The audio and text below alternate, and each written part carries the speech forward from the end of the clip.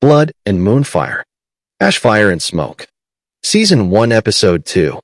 Episode 2. The Shadow That Remained. The Greywood did not sleep. It had not slept in a very long time. Even at the deepest pitch of a moonless night, when the ancient trees pressed their dark crowns so close together that starlight could not find the forest floor, the Greywood breathed. Roots shifted in the cold soil. Fungi exhaled in slow, luminous pulses. Birds that had no name kept watch from hollows no human eye had ever found.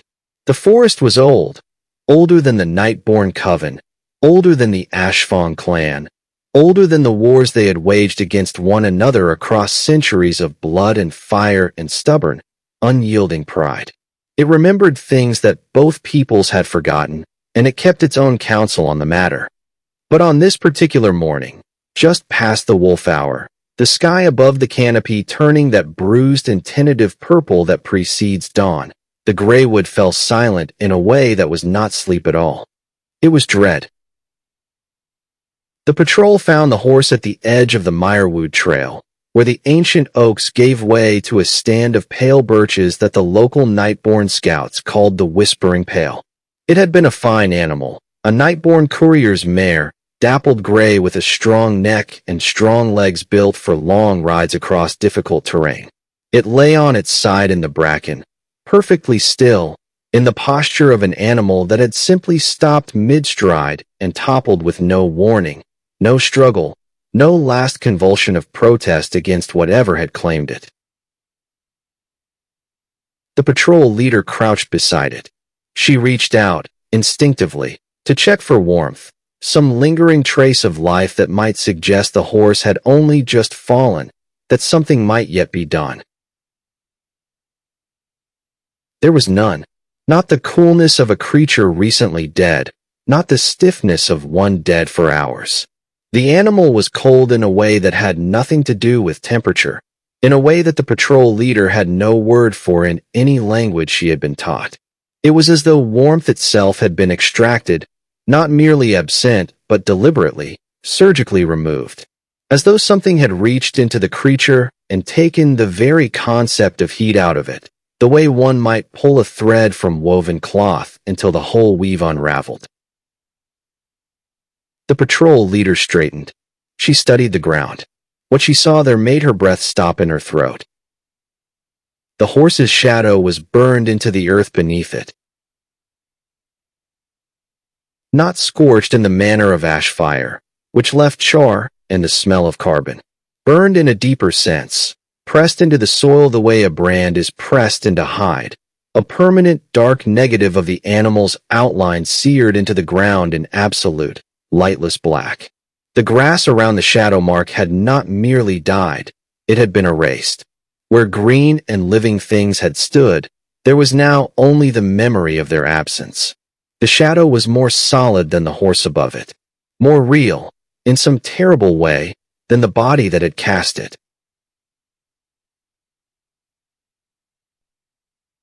The patrol leader did not speak. She turned to her second, a young witch named Selly whose MoonFire still flickered anxious silver at her fingertips despite her best effort to suppress it, and the look that passed between them required no words at all. They had both been trained to recognize void contamination.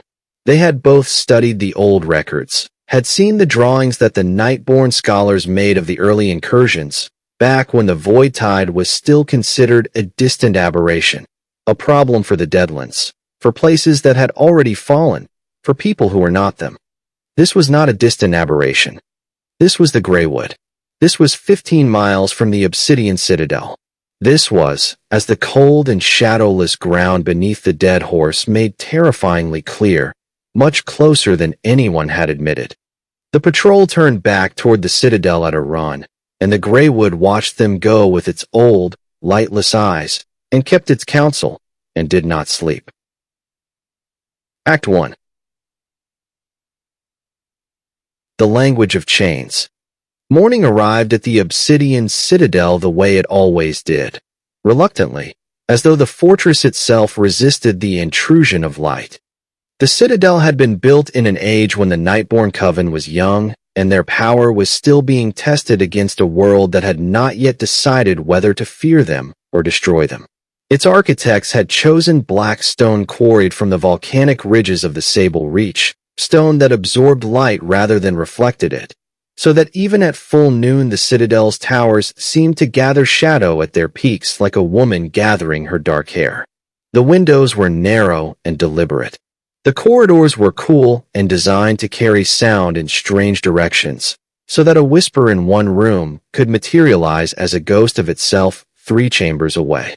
Everything about the Citadel was an architecture of intention, a building that had been designed to make the people inside it feel that they were held within something ancient and purposeful and very, very certain of its own authority. Liora Nightborn had grown up within these walls. She had learned to walk them in bare feet at age 6, navigating the cold stone floors in the deep dark, training her body to memorize every corridor, every stairwell, every deliberate architectural deception. She knew the Citadel the way she knew the cadence of her own heartbeat, not consciously, but in the wordless knowing of the body. It was home in the oldest and least sentimental sense of that word, the place her bones had learned.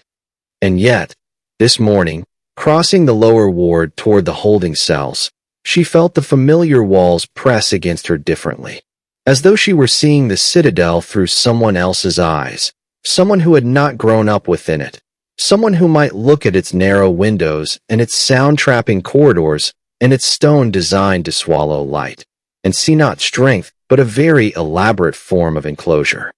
She did not examine this feeling. She locked it away in the interior cabinet where she kept all feelings that were unhelpful, and she continued down the corridor with the bearing of a woman who had never been uncertain of anything in her life. The holding cells occupied the Citadel's eastern sublevel, a functional space that had been designed with the same uncompromising intentionality as every other part of the fortress. The stone here was cooler than elsewhere, the air thicker, carrying the specific quality of a place that saw very little daylight and a great deal of quiet. There were 6 cells in total. 5 were empty. The 6th held Kale Ashfong, and had held him now for 9 days. She told herself, as she descended the last stairwell, that she came for intelligence, that the arrangement she had struck with him, conditional, provisional, taught with unspoken conditions on both sides, required maintenance. That a prisoner who felt entirely forgotten was a prisoner who stopped cooperating, and that cooperation was the only thing he had to offer her, and that his offering it was the only reason she had argued for his continued presence within these walls instead of the execution that 3 members of the Elder Circle had voted for. These were the rational reasons. She arranged them carefully in her mind, like stones laid in a path, and she walked on them, and she did not look at what lay to either side. What she carried, wrapped in plain cloth and tucked under her arm in a manner she would later tell herself was entirely incidental, was a portion of the morning meal from the Citadel's upper kitchen: dark bread, hard cheese, a small jar of pickled greens, a flask of warm tea. She had told the kitchen attendant it was for an extended interrogation session. The attendant had not questioned this. Liora had not met the attendant's eyes. She found him awake. This was the first irritation of the morning. She had half hoped to catch him sleeping, to have a moment to observe him unguarded before he assembled whatever face he chose to show her. But Kale Ashfong did not, apparently, sleep past dawn. He sat on the narrow stone bench that served as his bed, his back against the wall, one knee drawn up and one leg extended, in the attitude of a man who had decided that the indignity of his situation was beneath his attention. His dark hair was loose around his shoulders. The single remaining manacle, the one she had not removed, the one at his left wrist, caught the faint lantern light from the corridor and gleamed in a way that she suspected he resented with a fury he had learned to keep below the surface.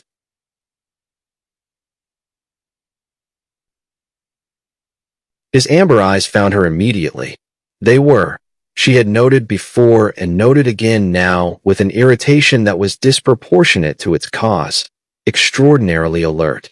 Not the alert of a man who had been startled, The alert of a man who had been waiting, who was always, on some level, waiting, because waiting was something he had trained himself to do with the same discipline that she had trained herself to walk the Citadel's corridors in the dark. She set the food down on the cell's small ledge without ceremony, without acknowledgement of what the gesture meant, with the deliberate blankness of someone performing a function they considered purely administrative. He looked at the food. He looked at her. His expression shifted into something she had already begun to recognize as his most dangerous register, the sardonic quiet that meant he had noticed something she had not intended him to notice, and that he was deciding how much capital to make of it. He said nothing about the food. He did not thank her. He simply reached for the bread with his free hand, broke off a piece with the unhurried ease of a man eating in his own home, and regarded her with those amber eyes as he chewed. She pulled the low stool that had been left outside the cell bars, a concession she had arranged, a nod toward the strange middle ground they now occupied, and seated herself. She set her hands in her lap. She met his gaze with the full force of her own, the violet of her irises still lit from within with the faint silver luminescence that never quite went out, the way a banked fire keeps its glow even when no one tends it. They had reached, over the past 9 days, a highly specific and deeply peculiar equilibrium. It was not trust. Trust was a construct that would have required both of them to build something, and building required a kind of vulnerability that neither was prepared to offer. It was more like a shared acknowledgement of the board on which they both sat, the pieces in play, the moves available to each of them. They were intelligent people in an impossible situation, and they had each, separately, arrived at the conclusion that intelligence required a certain degree of pragmatic honesty. Not full honesty, never full honesty, but enough to conduct their negotiation with something approaching efficiency. She told him she needed to know what he had learned about the Void Tide's movement in the months before his capture. She framed it as a demand rather than a question, which was intentional. She had found, in their 9 days, that he responded to demands with greater specificity than to questions. Questions, for Kale Ashfong, were invitations to deflect. Demands were problems to be solved, and he appeared to have an almost involuntary compulsion toward solving problems. He was willing to discuss it, he told her, in so many words, in that clipped and sardonic shorthand they had developed, but he wanted something in exchange. He wanted the second manacle removed. He wanted his weapons returned, or at minimum the smaller of his 2 blades, which he described with the specificity of a man who had been thinking about it constantly. She refused both. The refusal was instant and absolute and carried none of the deliberation that might have suggested she had considered the request seriously, which she had, in fact, considered seriously for approximately half of the previous sleepless night. The weapons were out of the question. The second manacle was the last physical guarantee she held, the last visible symbol of the arrangement's terms, his cooperation in exchange for his survival, 1 chain removed for every meaningful gesture of good faith. He had given her useful intelligence, yes. He had given her exactly enough to keep the arrangement alive and exactly little enough to ensure she needed to return. He was, she had come to understand, extraordinarily good at this particular game. He told her she was going to have to trust him at some point. She told him the point had not arrived. He ate more bread and looked at her with an expression that seemed to contain something wry and something else entirely, something warmer and more complicated that he kept behind the wryness like a lantern behind smoked glass. She asked him about the eastern movement patterns, the Void Tide's reported advances toward the Thornwall Ridge. He answered her. The answers were careful and layered, and she filed them away with the systematic precision that had been trained into her since childhood, the Nightborn gift for memory architecture, for holding information in her mind the way the Citadel held sound, in specific, deliberate chambers. She asked follow-up questions. He answered those too. They worked, for a long while, in this strange collaborative silence that was not silence at all but a dense and intricate exchange, 2 careful minds moving around each other, like water finding the path of least resistance. And still, Underneath it all, underneath the questions and the careful answers, and the negotiating and the deliberate blankness she wore as consciously as armor, she was aware of him. Not as a source of intelligence, not as a problem to be managed, as a person in a room with her, a specific person with a specific quality of presence, dark-haired and amber-eyed and manacled and utterly unbroken, eating her bread without thanks and watching her as though she were the most interesting thing he had seen in years. This awareness was an inconvenience. She catalogued it alongside all other inconveniences and moved on. At one point, she caught him studying the cell door with the particular quality of attention that had nothing to do with their conversation. The practiced, systematic gaze of someone mapping exits and weaknesses and tolerances. She named what she saw before he could pretend otherwise.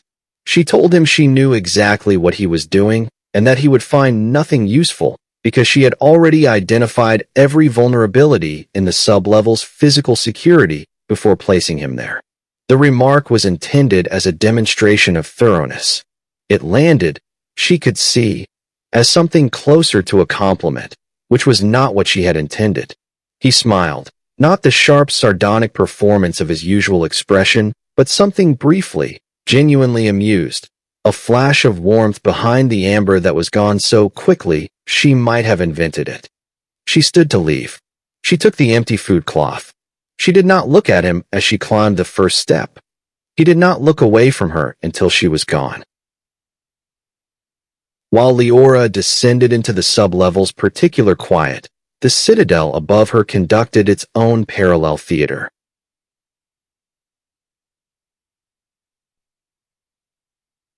The High Matriarch Seraveth received visitors in the Great Audience Hall, a room whose proportions had been chosen to ensure that whoever stood before the dais understood, on a bodily level, the difference between where they stood and where Seraveth sat. The ceiling was very high. The floor was very cold. The single chair on the dais was neither throne nor ordinary seat, but something precisely calibrated between the two, as though Seraveth had decided that the theatrics of a throne were beneath her, but that comfort was a concession she was not prepared to make to anyone who came before her.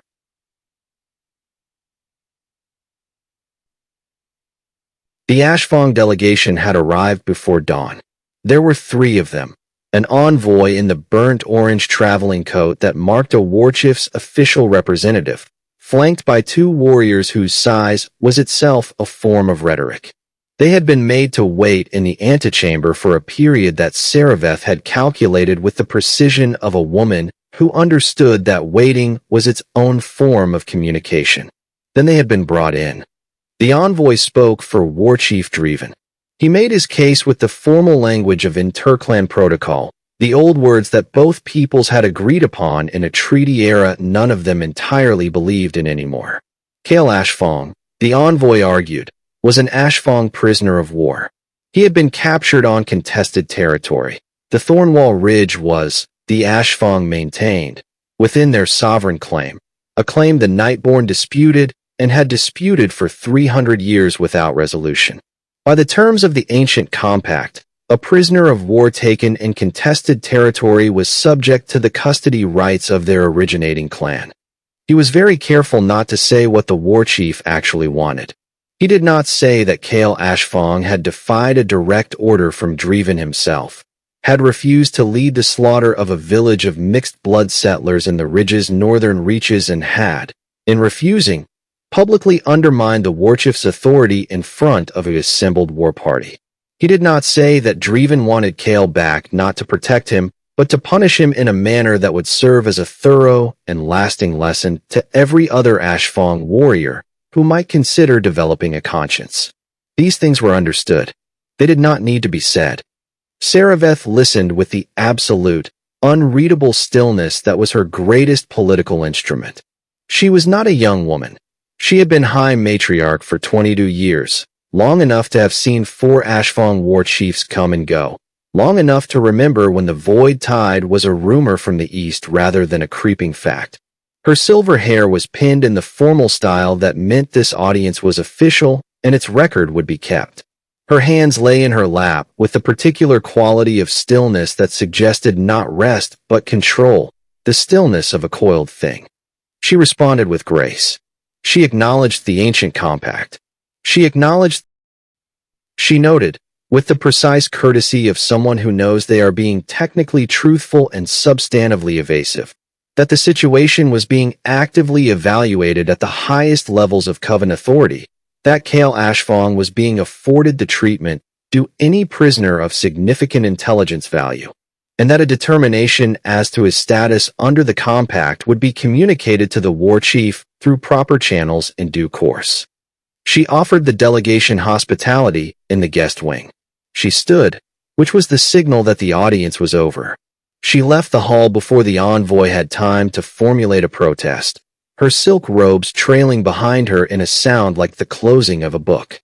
In the antechamber, once the delegation had been escorted away, she paused beside the tall eastern window and looked out across the gray wood with an expression that no one was present to see. Something calculating and careful and, very briefly, something that might have been concern.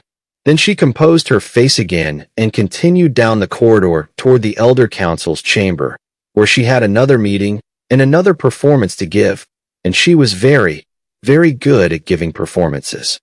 If the story has found you, subscribe and hit the bell so you never miss a chapter.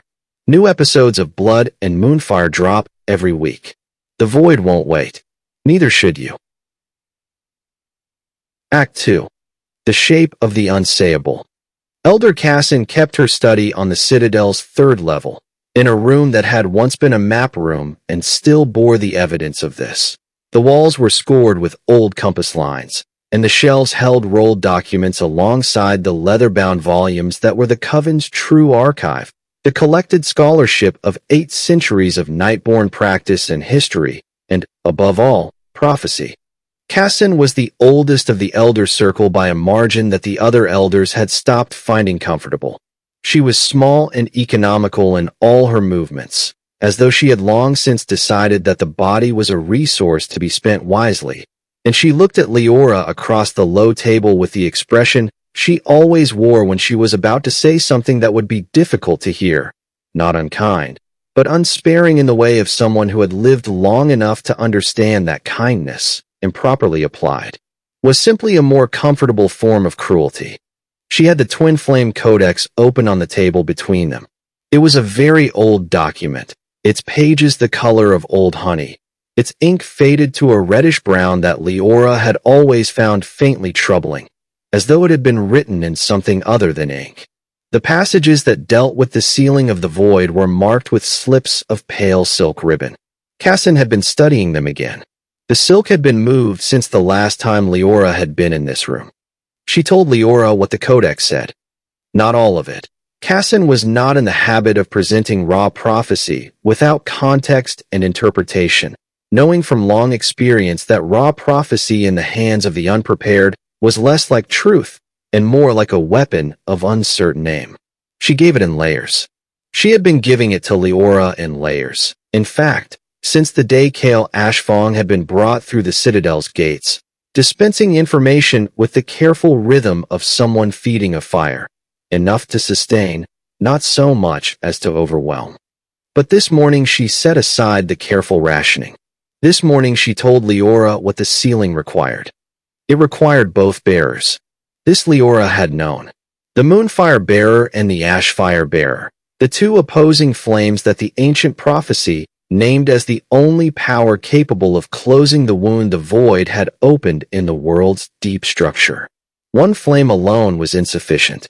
The void was not of one nature but of two, a destruction that had consumed both heat and light, both fire and silver, both the sun magic of the Ashfong Mountains and the lunar power of the Nightborn Court, and the wound it had made could only be sealed with both.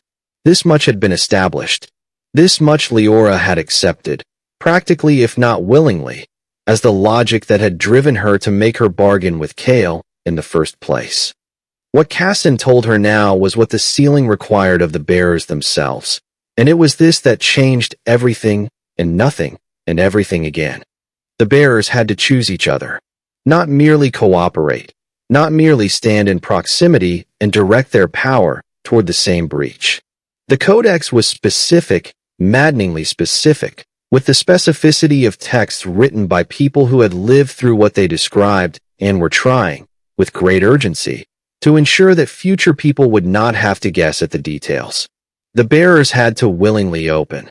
The word the Codex used was the old Ivorian root word that Liora had always found impossible to translate adequately, a word that contained within it the meanings of both trust and vulnerability and invitation, all collapsed into a single syllable. They had to open their power to each other, consciously, with full awareness of what they were doing. They had to let the other flame in. There was a ritual. Casan described it in careful detail. Proximity was required, close proximity, within touching distance. An intent. The intent could not be performed or simulated. The Codex's authors had apparently been aware that people who disliked each other might try to approximate the ritual's outer form without its inner substance, and they had written, with what Liora could only read as the grim humor of people who had seen this attempted, that a hollow ritual sealed nothing and wasted everything. The intent had to be genuine. The choice had to be real. Liora sat very still through all of this. She was extraordinarily good at sitting still. She had been trained to receive information without visible reaction, to absorb and process and give away nothing through her face or her posture, and this training held, outwardly. Inwardly, there was a silence that was not stillness at all, a silence that was the sound of something large and long-held cracking at its foundations, the sound a glacier makes in spring when the melt begins and the cracks spread from the center outward in a geometry of inevitable change. To willingly open herself. To an ashfang. To Kale Ashfang, specifically, sardonic and amber-eyed, and eating her bread in his cell without thanks. To choose him, in whatever sense that ancient word meant to choose, and to mean it, and to let his fire into the space where she kept her own most fundamental power. The idea was, as she catalogued it carefully against the wall of her interior composure, completely unthinkable. She thanked Casan. She rose. She carried the Codex's revelations out of the study and down 3 flights of stairs and through 2 corridors, and she held them in her chest the way the Greywood held its old dark secrets, contained, compressed, not shared with anyone, not even the person she was about to go and interrogate for the second time in a single morning. She told Kale nothing about what Casan had said. She told herself this was a strategic decision, that revealing the prophecy's full requirements would alter the dynamic of their negotiation in ways she had not yet determined how to control. She constructed a very reasonable argument for this position. The argument held. She believed it. She believed it the way people believe things they have decided to believe. Kale Ashfang had spent the morning doing what he always did when left alone with his thoughts in an enclosed space, mapping the parameters of his situation with the same methodical patience that had kept him alive through 6 years of increasingly difficult choices. He had assessed the cell's dimensions. He had assessed the guard rotation, which he had memorized within the first 4 days. He had assessed his own physical condition, which was better than it had any right to be given the circumstances, a fact he credited partly to whatever arrangement Liora had made regarding his treatment and partly to his own constitution, which had been tested by harsher things than captivity and cold stone. He had also been thinking about Torin. Torin was the name of a young Ashfang scout, barely 20, reed-thin, possessed of the extraordinary capacity for stillness that the best scouts developed, a stillness so complete that he could sit in a tree for 12 hours and be invisible not merely in practice, but in some deeper sense, as though he had temporarily ceased to exist. Torin had been Kale's most reliable contact since the exile. He moved through the territories between the factions with the fluid invisibility of someone who had never belonged fully to either and had made a useful art of the ambiguity. He moved information. He moved small packages. He was, in the language of the networks that existed in the spaces between formal allegiances, a thread.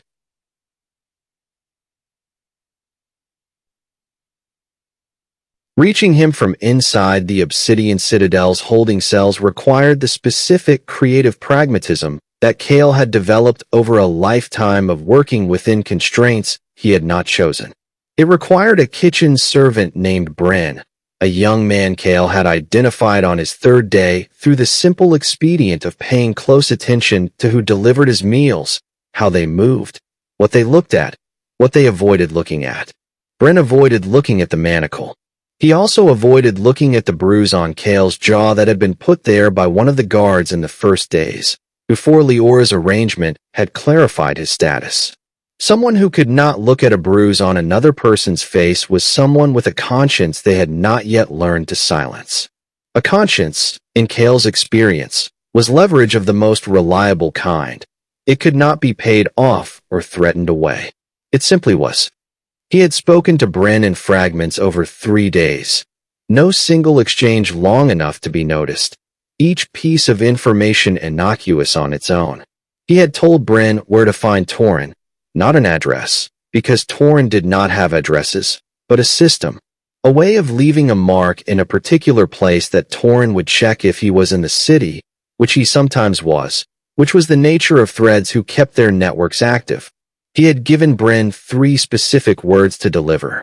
He had given him nothing else, because Bren did not need anything else, and because information shared beyond what was necessary was information that could be accidentally surrendered.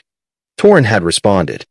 The response came back through Bren in the same fragmentary manner. 3 words replaced by a longer sequence, delivered in pieces over 2 mornings, assembled in Kale's memory architecture with the same systematic care he had watched Leora deploy across the bars of his cell. He was not, he had come to understand, so different from her in this. They were both, at their cores, people who had learned that the mind was the only territory that truly could not be taken, and they had both spent their lives building it into the most defensible structure they could manage. What Torin had sent was this. The Hollowed were gathering at the Ashen Hollow, not drifting, not wandering in the disorganized manner of void-touched creatures that had lost their original intelligence, gathering, moving in coordinated formation, moving like soldiers rather than beasts, with the purposeful directionality of creatures that were being directed by something that understood strategy. The Ashen Hollow was a dead battlefield on the border between Nightborn and Ashfang territory, a place where 3,000 people on both sides had died in a single terrible day 4 generations ago, a place where the ground had been saturated with so much spilled power, MoonFire and Ashfire both, burned into the soil the way the horse's shadow had been burned into the gray wood, that nothing had grown there since. It was a place of particular resonance for the void, because the void consumed what power had been spent, and the Ashen Hollow was the single largest reservoir of spent power in all of Evoria. If something was drawing the Hollowed there, it was drawing them there for a reason, and a staging ground for a void army of that scale, positioned at the exact geographic midpoint between the Obsidian Citadel and Emberhold, was not a tactical accident. He told Leora when she came down the 3rd time that day, told her in a manner that was as close to direct as he ever managed, which was to say that he gave her the information precisely and completely and watched her face for the moment she understood its implications. The moment came. Her violet eyes sharpened, the silver luminescence in their depths briefly brightening like MoonFire fed by wind, and then the expression closed down again. But not before he had seen it, not before she had given him that brief involuntary flash of her actual response, unmediated by her extraordinary self-control. She was furious. Not about the Ashen Hollow, about Bren, about Torin, about the contact he had made outside the Citadel's walls without her knowledge or authorization, the thread he had pulled through the very walls of the fortress she had placed him in, the reminder, unwelcome, pointed, impossible to ignore, that his cooperation was never entirely within her control, that she held the chain, but he had already found the road around it. The fury that erupted between them was the most real thing that had happened since his arrival. She told him, In terms that were precise and cold and vibrating at their edges with a heat she was not entirely managing to conceal, that he had violated the terms of their arrangement, that the arrangement depended on mutual containment of risk, and that making unauthorized contact with an outside operative represented exactly the kind of unilateral action that made their cooperation impossible. That she had defended his presence within these walls to people who had argued for his execution, and that he had repaid this defense by demonstrating exactly why those people had been right to be afraid. He told her that she had defended his presence within these walls because she needed him, not out of generosity, and that she was angry not because he had acted without her authorization, but because she had not thought to stop him, which bothered her in a way she wasn't willing to name. He told her that Seraveth's control, the shaping of Liora's every decision, the arrangement of her life within parameters that Seraveth had set and maintained and policed, extended deeper into her than she liked to believe, and that being angry at him for thinking outside those parameters was, at its core, being angry at herself for not thinking outside them first. The words landed. He could see them land. He had aimed well, which he had known even as he said it, and he had said it anyway, because there are moments in which precision is unkind and you do it regardless, because the alternative is a comfortable lie, and comfortable lies between two people who need to trust each other are ultimately a form of violence. She aimed back. She told him that his nobility about his exile was a performance, that he had destroyed his own standing within the Ashfire clan not through moral courage, but through the same fundamental inability to accept authority that was making him a difficult prisoner now. That refusing Dreven's order had been righteous, yes, but that the manner of his refusal had been so theatrical and so calculated to humiliate the war chief publicly that it had ensured the worst possible fallout for the people who remained in the clan after he was gone. That the settlers whose slaughter he had prevented were protected for exactly 3 months before Dreven had sent a different war party who had done the job without any witnesses like Kale to make inconvenient moral theater out of it. The silence that followed this exchange was absolute. They had both found their mark. They were both too skilled, too perceptive, too constitutionally honest in their assessments of weakness to have aimed anywhere but exactly where it would land hardest. And now they sat in the aftermath of it, she standing at the bars of his cell, he on his bench with one hand resting on his knee and the other, the manacled one, lying in his lap, and the weight of what they had each said and each received settled over the space between them like snowfall, soft and comprehensive, and changing the shape of everything it touched. Neither spoke, neither looked away, and this, perhaps, was the most honest moment they had yet had. Act 3. Convergence of light. The Moon Court was the Citadel's oldest outdoor space, a circular courtyard at the Citadel's heart, open to the sky, its stone floor etched with the ancient geometric patterns of Nightborn powerworking, silver channels worn into the black granite by 8 centuries of practice. During the day, it was used by training witches, young women learning the discipline of MoonFire under the supervision of senior practitioners. In the late afternoon, it was used by the senior witches themselves. After the evening bell it was empty, or was supposed to be empty, available only to those whose rank gave them access after hours. Liora arrived in the Moon Court well before the evening bell, dismissing the 2 trainees who had been finishing their practice with a look that required no elaboration. She stood in the center of the floor after they were gone, and let the Fury have her for one full, private minute. The Fury at Kale, and at herself, and at the prophecy, and at Seraveth, and at the architecture of her own life, which had arranged itself, apparently without her noticing, into a set of walls as deliberate and as light-swallowing as the Citadel's black stone. Then she began to move. MoonFire practice at Liora's level bore no resemblance to the careful, controlled exercises of the training courts. What she did in the Moon Court that evening was closer to what the old texts called ardor working, magic practiced not from the mind, but from the body's deeper registers, the places where power and emotion were not entirely separable, where the will and the feeling and the flame were all the same thing moving through the same channels. It was physically demanding in a way that most people outside the Nightborn senior ranks did not understand, because the image of a silver-haired witch standing serenely and channeling silver light suggested stillness, and MoonFire at its highest register was anything but still. She moved through the ancient forms, not the training forms, which were careful and sequential and designed to build discipline, but the elder forms, the ones that had no names in current Nightborn vocabulary, only symbols in the oldest manuscripts. Her feet on the black stone were fast and precise. Her arms swept through long, demanding arcs that required the full engagement of her shoulders and her back and her core, every muscle recruited to the work of maintaining the channel.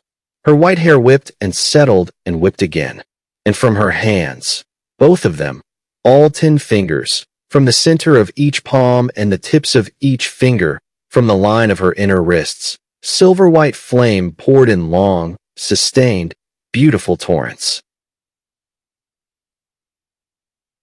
It was not beautiful in the decorative sense. It was beautiful in the way that weather is beautiful, in the way that a storm is beautiful, or a river in full flood, or the sun coming over a mountain in a light so absolute it makes the eyes ache. It was power expressing itself without the usual careful architecture of control, without the constant monitoring and tempering and suppression that Liora maintained in every other context of her life. The MoonFire streamed from her in arcs that stretched 20 feet and more, silver-white against the late afternoon sky, bright enough to cast shadows in the courtyard despite the daylight, hot enough, and this was not commonly known, not even among the Nightborn, to leave faint scorch marks on the stone when she allowed the channels to touch the ground. She did not hear him arrive. She was too far inside the practice to hear anything that was not part of it. She became aware of him the way one becomes aware of a change in weather, not through any single sensory signal, but through a kind of atmospheric shift, a density in the air at the courtyard's eastern entrance that her body registered before her mind did. She brought the MoonFire down, slowly, not the abrupt shutting off that would have been effortful and obvious, but the deliberate descent of a practiced wielder, the flame receding from her hands in the same way a tide recedes, evenly, unhurried, revealing the stone beneath it inch by careful inch until her palms were just her palms, and the moon court was just a courtyard. And she was just a young woman breathing harder than she would have liked a captive Ashfang warrior to witness. Kale stood at the eastern entrance with a guard behind him. One of the younger guards, she noted, the one who had recently been assigned to his daily perimeter walk. The perimeter walk was a concession she had formally arranged, 1 hour of outdoor exercise per day, a gesture toward the minimum standards of prisoner treatment that also served the practical purpose of keeping his physical condition from deteriorating.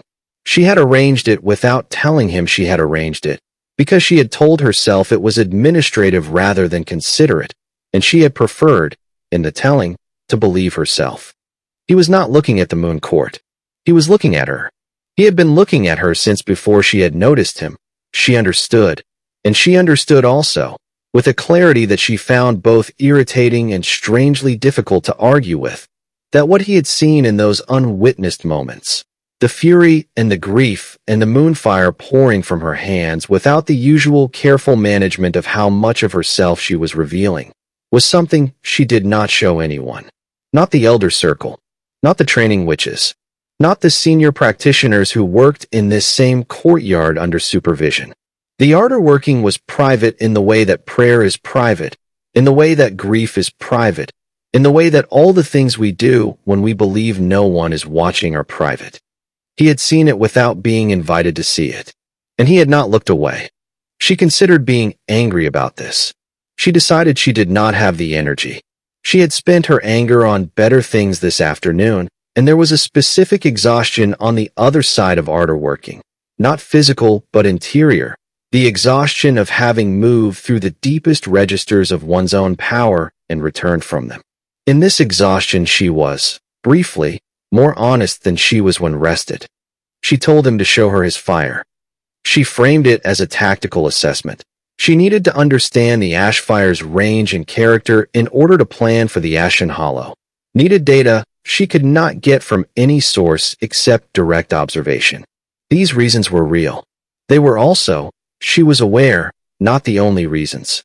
But she had stopped, in the particular honesty of her post-practice exhaustion, requiring her reasons to be only one thing at a time.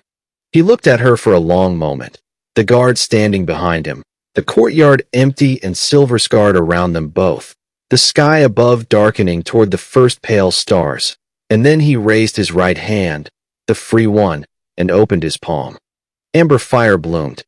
She had seen Ashfang fire before, in battle, at a distance, from the other side of formations. She had never seen it like this, held in a single person's palm, controlled, channeled from the interior with the specific quality of someone who is not performing power, but simply expressing it. It was amber gold at its core and deepened at the edges toward a dark, burning orange, and it moved the way ash fire always moved, in quick and responsive pulses rather than the sustained arcs of MoonFire, alive with a restless kinetic intelligence that was nothing like the cool, deliberate beauty of her own flame. She was aware, looking at it, that it was beautiful. She locked this awareness in the interior cabinet. The cabinet was getting very full. He raised his hand higher, let the flame expand, and the amber gold light filled the moon court's eastern end with a warmth that she felt on her face and her bare arms and the back of her hands, a warmth that was entirely unlike the warmth of MoonFire, which was light rather than heat, brightness rather than temperature. Ashfire was warm the way the sun was warm, in the body, in the skin, in the places beneath the skin where warmth goes and stays. She raised her own hand in response. Let the MoonFire return to her palm, silver white and cool. Held it. Their flames faced each other across 12 feet of Blackstone courtyard.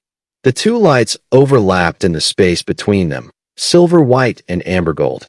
And where they overlapped, something happened that neither of them had anticipated, something that was not in any text she had read or any briefing he had been given about the nature of opposing magical signatures. They did not cancel each other. They did not neutralize or suppress or create the specific destructive resonance that the old tactical manuals described when opposing flames met in direct contact. They reached. Silver spiraled toward amber with the unhurried certainty of a tide finding shore. Amber reached back. The two flames at the edges of their reach curved, actually curved, the geometry of their extension bending in the space between the two people holding them, bending toward each other with the inexorable logic of magnetic fields, of gravity, of things that have been separated from what they are meant to be paired with, and that cannot. Once proximity is close enough, pretend otherwise. It was not painful. That was the first thing she registered. She had expected opposition to feel like collision, like the tactile force of two bodies meeting at speed. It felt like the opposite of collision. It felt like recognition, like a chord that had been missing its lower note, and then, suddenly, found it. And the sound that resulted was not jarring but full, genuinely full. The fullness of a thing that has been nearly complete for a very long time finally, incomprehensibly, arriving at completion. She felt it in her chest. Not her hands, though her hands were the instruments of the flame. She felt it in the deep interior of her sternum, a resonance that started low and spread outward and was warm and silver and amber all at once. And this was the most frightening thing that had happened to her in a day full of frightening things, because she recognized what it was. She had read the Codex. She knew what the Codex said the sealing required. She knew what willingness looked like in the ancient texts. And this involuntary pull, this magnetic, unasked for reaching of her flame toward his flame and his flame toward hers, felt less like cooperation and more like a beginning. The very earliest edge of a beginning. The first warm breath before the door opens. She closed her hand. The MoonFire went out. He closed his hand a half-second later. The Ashfire subsided. They stood in the cooling air of the moon court with the last daylight fading above them and the silver scorch marks of her earlier practice around their feet, and the echo of that resonance still vibrating somewhere beneath the surface of the air between them. And neither of them spoke, and neither of them named what had happened, and both of them understood that naming it would require the acknowledgement of something that both of them were, for entirely different reasons, not prepared to acknowledge. They pretended, with great thoroughness, that nothing had occurred. She told him the guard would take him back to the sublevel. She turned away from him and toward the Citadel's inner door, pulling her composure back around her like a cloak, arranging her face into the familiar planes of certainty and control. She heard his footsteps behind her as the guard led him away. She did not turn around. From a high window in the Citadel's western tower, 3 floors above the moon court, which Captain Vale watched all of this with dark and entirely expressionless eyes. She watched the MoonFire and the Ashfire reach toward each other. She watched the 2 figures in the courtyard stand in the aftermath of it. She watched Liora walk away without looking back, and Kale Ashfong be led in the opposite direction by the guard, and the moon court return to its ordinary, empty darkness. She turned from the window. Her face told nothing. But she was already composing what she would say to Seraveth, and she was composing it carefully, because she understood that the words she chose would determine the shape of what came next, and she was, above all things, a woman who understood the power of the words one chose. Act 4. What Seraveth knew.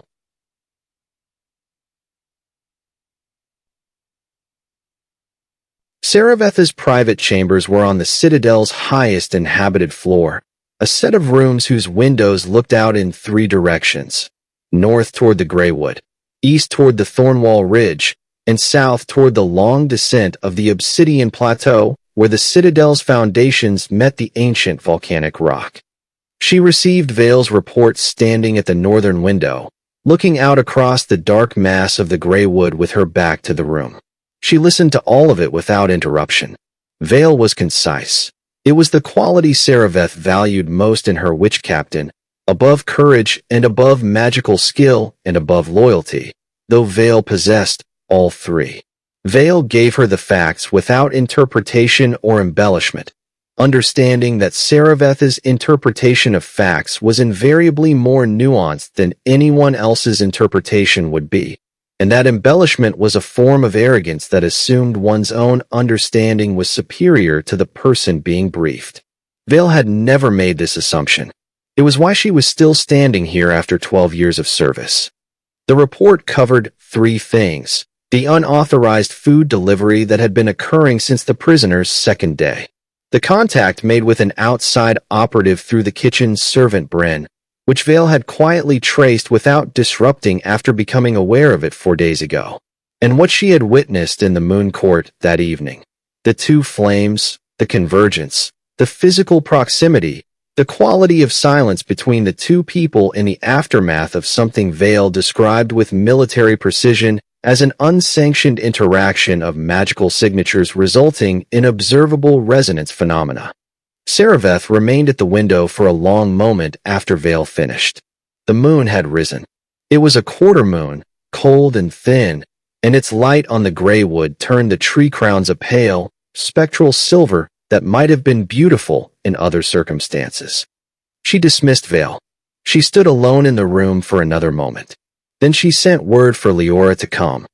The confrontation, and it was a confrontation, though it would have appeared to any observer to be nothing more than a quiet conversation between an aunt and her niece in a well-appointed room late on a winter evening, was conducted in the particular register that was Seraveth's most devastating weapon. She was never loud. Loudness was, in her view, a concession to the emotional temperature of the moment, an admission that one had been affected by circumstances enough to lose the measured quality of one's voice, and Seraveth had not made that concession in 43 years of political navigation. She was quiet in proportion to how serious the matter was, and the quieter she became, the more dangerous the situation, and tonight she was very, very quiet. She told Liora that she was aware of the arrangement's terms as Liora had described them, a strategic intelligence alliance with a prisoner of significant value. She acknowledged that this had yielded results. The Ashen Hollow intelligence, delivered through channels she had not authorized but which had, she was willing to admit, produced actionable information. She acknowledged that the political logic of keeping Kale Ashfong alive and cooperative within the Citadel's walls was, on its merits, defensible. Then she told Liora that she would not, and the word she used was not should not or must not, but simply will not. The tone of a fact being stated rather than an instruction being given, form an attachment to the prisoner. Liora told her it was a strategic alliance. Her voice was steady. Her voice was almost always steady. It was one of the things she had inherited from Seraveth, through blood and through training. This quality of vocal control that held regardless of interior conditions. She said it with the conviction of someone who had repeated the phrase enough times to have invested in it, and who was only now, in the space of Seraveth's response, beginning to hear the faint, hollow quality of a statement that is technically true and substantially insufficient. Seraveth looked at her. The look contained many things. It contained the comprehensive, unsparing vision of a woman who had known Liora since birth, who had trained her and shaped her and loved her in the specific, demanding way that Seraveth loved the things she valued, by expecting the absolute best of them and refusing to pretend when the best was not being met. It contained also the cold intelligence of a high matriarch who had survived 22 years at the apex of a political structure built on competing powers and ancient enmities, and who understood, with the fluency of long practice, the difference between an asset being managed and a person being drawn toward another person by forces larger than strategy. She told Liora that the void tide was not the only thing Liora should fear losing. She did not specify what else. She did not need to specify. The word she left unspoken hung between them like smoke. Authority, standing, the trust of the elder circle, the succession that had been Liora's by expectation since she was 12 years old, the life that had been built for her within these walls with great deliberateness and great care, the life that she had accepted and inhabited and that she wore like a second skin. All of this was what Seraveth was warning her about losing. And the warning, delivered in that quiet and utterly unruffled voice, had the quality of a warning that is also a threat, not a threat of action, but a threat of consequence. The natural, inevitable consequence of choosing incorrectly, of allowing a foreign flame to enter the space where one's own power lived. Liora left the chamber with her bearing intact and her face composed, and something breaking in her chest that she would not name, not yet, not here, not where any of the Citadel's sound-carrying corridors might carry the sound of it somewhere she had not intended. She walked. The corridors were mostly empty at this hour. She passed two witches on night patrol and nodded to them in the manner of someone with somewhere to be and something purposeful ahead of her, and they nodded back, and she continued past them and around a corner and down a stairwell, and she was already descending before she had made a conscious decision about where she was going. The sublevel was quiet. The lanterns in the corridor burned at their low night setting, casting everything in amber, a color that she noted and declined to examine. The guard at the end of the passage straightened when she appeared, then relaxed when she gestured him to stand easy, to give her space, to wait at the corridor's entrance rather than at the cell itself. Kale was awake.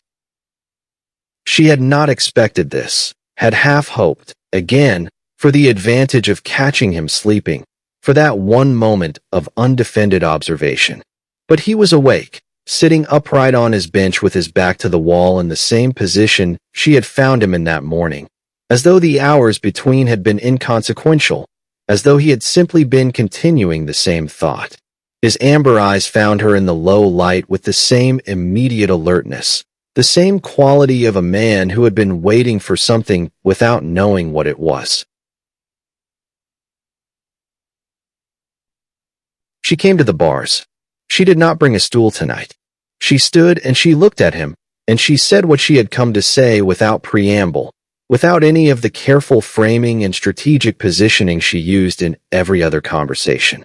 She told him their time was shorter than she had thought, that she had less authority than he had perhaps assumed, that the arrangement was under pressure from above, from sources whose interest in his continued presence was not intelligence, but something more political and less kind. She told him this was not a warning designed to frighten him into cooperation.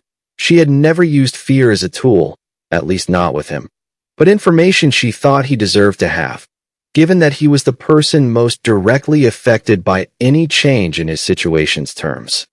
He studied her face through the bars for a long time. She let him. She was tired, in the bone-deep way that came from a day of too much contained intensity, and she did not have the energy to construct a performance of composure. She simply stood in the amber-lit corridor and let him look at her face and find whatever was there. What he found, she could see by the quality of his attention, was more than she had intended to give him. He was extraordinarily good at this, at reading the residue of experience in a person's face, at finding the shape of what had happened to someone beneath the account they were giving of it. He had spent years reading people in situations where misreading them had consequences, and the skill had become something close to instinct, and right now his instinct was telling him something about what had happened to her in the hours since they had stood in the moon court together with their flames reaching toward each other and the world tilting quietly on its axis. He asked her about the prophecy. He asked it without aggression, without the sardonic edge that he used when he wanted to deflect, without any of the game-playing that had characterized so much of their exchange. He asked it in the particular manner of someone who has decided that the moment calls for honesty rather than strategy, and who is making that choice consciously and without expecting it to be reciprocated but hoping, perhaps, that it might be. He asked what she hadn't told him. What was in the codex that she had been carrying since that morning, that she could see now he had been watching her carry all day in the particular tension of her shoulders and the way she sometimes looked through him rather than at him when she thought he wasn't tracking her gaze. She looked at him. In the amber lantern light of the sub-level corridor, with her white hair loose from its formal pinning and her face genuinely tired and genuinely open in a way it almost never was. She looked at Cale Ashfong through the bars of a cell she had put him in, and she considered telling him. She thought about the codex and what it required. About the word the ancient text used for choosing, that collapsed, untranslatable syllable containing trust and vulnerability and invitation all at once. About the flame in the courtyard reaching toward his flame without her permission, without her control, with the frank magnetic simplicity of things that are meant to be near each other and know it before the minds that carry them do. She told him there were many things she had not told him. He told her to start with the one that frightened her most. The silence that followed this was not the silence of the violent exchange earlier in the day, not the aftermath of two people having hit each other with precision and then standing in the wreckage. This silence was different. It was full. It was the specific fullness of a silence between two people who are very close to something that cannot be unsaid, who are standing at the edge of a room they have been circling for days, who can feel the warmth of what's inside it even through the closed door. She held his gaze for one long, unguarded moment, long enough for him to see that she had heard the question, that she had understood it, that it had reached her in the place beneath her composure where things actually land. And then she turned and walked down the corridor and up the stairs and back into the Citadel's dark and labyrinthine interior, and she left his question standing in the amber light of the sublevel without an answer. And this, too, was an answer of a kind, and both of them knew it. Tag. The Ashen Hollow. There are places in Evoria where the world has grown very thin. Not thin as in fragile, thin as in translucent. Places where the membrane between what exists and what the void has consumed grows so attenuated that a person standing in such a place can feel the cold of the other side through it, the way one feels the chill of a winter night through a single pane of glass, present and real and separated from you by less than you would like. The Ashen Hollow was the thinnest place in Evoria that was not already gone. It occupied the valley between two low ridges on the border between Nightborn and Ashfong territory, a valley perhaps half a mile across and a mile in length, in which nothing had grown for 4 generations. The soil was gray. The rock formations that jutted from the earth at irregular intervals were gray, bleached by something that had nothing to do with weather. Even the air above the hollow had a specific quality of gray, a diffused lightlessness that was not shade and not overcast, but the particular absence that accumulated when a place had been stripped of enough living power over enough time. Torin had been watching it for 6 hours. He was high in an old oak tree at the hollow's northern rim, one of the last living trees before the living world gave way to the hollow's gray desolation. He had climbed it before darkness fell, found his position with the careful, practiced economy of someone who spent a great deal of his life in trees, and he had settled his back against the trunk and his feet along the branch, and he had made himself, as he was extraordinarily good at making himself, essentially invisible. He had expected to observe perhaps a dozen hollowed, perhaps 2 dozen, if the intelligence Kale had sent him looking for was accurate. He had brought in his mind the category of concerning but manageable, the mental framework he used when scouting situations that were bad but not catastrophic. He had abandoned this framework an hour after dark. They arrived in streams, from the east and from the south, from the directions that pointed toward the Deadlands and toward the territories the Void Tide had already consumed. They came in numbers that made the darkness below Torin's tree look like a living thing, a mass of moving shadow, dense and purposeful and continuous, creature after creature emerging from the tree line and crossing into the hollow's gray earth with the steady, unbroken regularity of water flowing into a basin. They did not shamble. They did not lurch or wander or behave in any of the ways the old texts described void-touched creatures behaving. The disorientation of the newly turned, the animal desperation, the loss of coordination that came from a body no longer organized by a living soul. They moved in formation.